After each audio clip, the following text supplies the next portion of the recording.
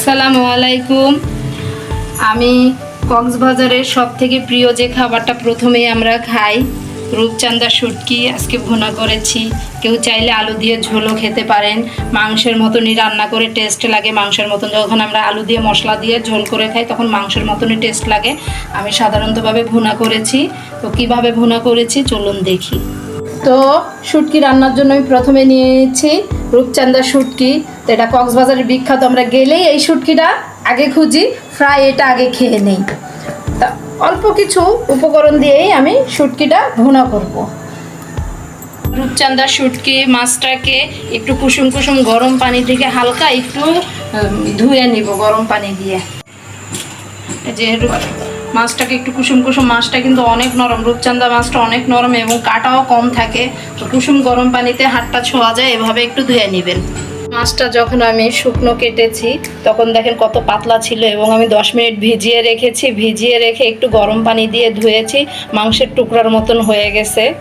তো রান্না করে ফেলি। এখন প্রথমে আমি এটাকে একটু 2 থেকে 3 মিনিট মতন একটু সেদ্ধ করে নিব। একটু আদার পেস্ট, রসুনের পেস্ট এবং জিরার পেস্ট দিয়ে, একটু হলুদ দিয়ে, তারপরে সামান্য একটু গুঁড়া মরিচ দিয়ে আমি এটাকে সেদ্ধ করে নিব 2 থেকে 3 মিনিট।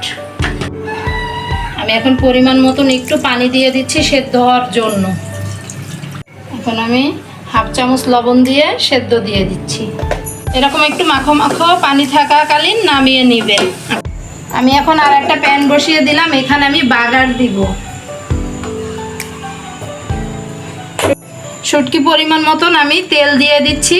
আপনারা চাইলে একটু বেশি খেতে পারেন, একটু কম খেতে পারেন, তেলটা একমাত্র আপনাদের ব্যক্তিগত ব্যাপার। এখানে বড় বড় টুকরো টুকরো করে পেঁয়াজ দিয়ে দিচ্ছি। এখানে 4টা পেঁয়াজ নিয়ে নিয়েছি মাঝারি সাইজের এবং রসুনের দেশি রসুনের ছোট ছোট 2টো রসুন নিয়েছি আস্ত আস্ত।